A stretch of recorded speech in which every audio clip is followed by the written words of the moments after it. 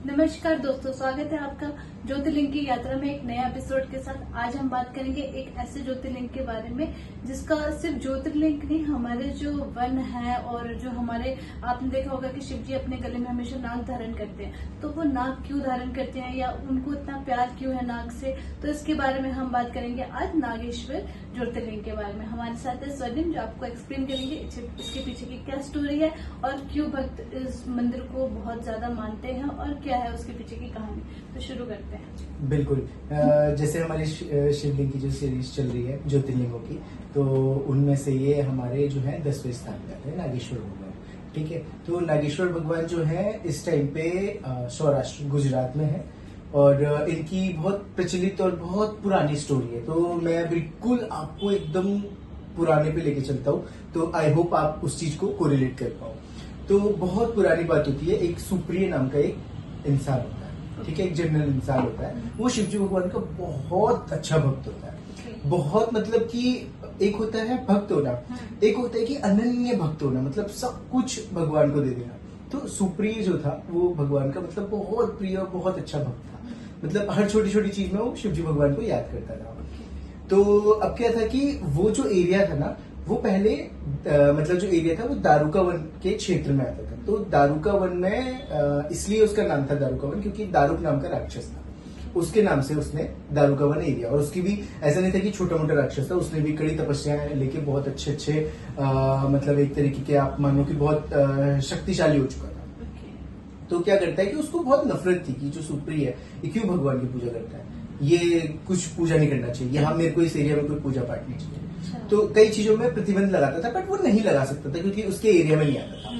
तो अब क्या था कि वो क्या है कि द्वारिका एरिया जो है वो पानी वाला जो एरिया है, उसके कुछ 17 माइल्स के गैप में ही नागेश्वर ज्योतिर्लिंग। ठीक है, तो अब उसमें स्टोरी क्या आती है कि सुप्रिय जो था वो शिवजी भगवान का भक्त था। तो वो क्या करता था कि बहुत तपस्या करता था और शिवजी भगवान को याद करता था। तो एक बार क्या हुआ था, नौका विहार कर रहा था। नौका विहार करते अपने एरिया जो अपने साथी लोग थे उनके साथ तो कर रहा था। तो जब दारुक को पता चला कि ये इस एरिया में है, तो वो क्या करता है, उन पे हमला कर देता है। तो उन सबको बंदी बनाता है और अपनी राजधानी ले जाता है दारुका वन में। तो जब दारुका वन में लेके जाता है तो उनके साथ क्या करता है, उनको अपने जो उसके साथ के जो गणवण होते हैं उनको बोल देता है कि इन सबको बंदी बना लो, कारागार में रख दो। तो ऊपर क्या होता है, उससे जो सुप्रिय होता है ना, उसको बिल्कुल भी मतलब एक तरीके से टेंशन फ्री होता है कि उसको लगता है मेरे भगवान मेरे साथ है, मुझे छुड़ा देंगे।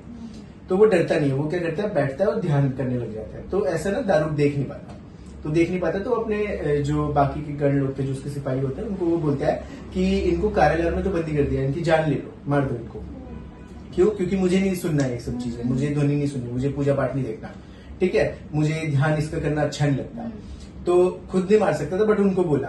तो जब वो मारने के लिए जाने लगे तो वो बिल्कुल भी विचलित नहीं हुआ। एक होता है ना, आदमी को डर हो जाता है कि मुझे मार देगा, मैं खत्म हो जाऊंगा, मेरे तो सब कुछ चला जाएगा। तो ऐसा उसके बारे में कुछ था ही नहीं। तो वो ना अपनी भक्ति कंटिन्यू रखता है, अपना पूजा पाठ कंटिन्यू रखता है। तो जब वो कंटिन्यू रखता है तो शिवजी भगवान क्या होता है कि बहुत ही सुंदर मणि के सिंहासन में वहां पे विराजमान, मतलब एक तरीके से प्रकट होते हैं। ठीक है, जो सुंदर मणि का सिंहासन है उसमें विराजमान है, वहां पे प्रकट होते हैं। ठीक है, तो जब प्रकट होते हैं तो वो देखते हैं कि ये सब कारागार में है। तो क्या करते हैं कि वो उनकी जो नाव है उनको बहुत अच्छे ऊंचे स्थान पे लेके जाता है। उसके बाद उसको आशीर्वाद देता है।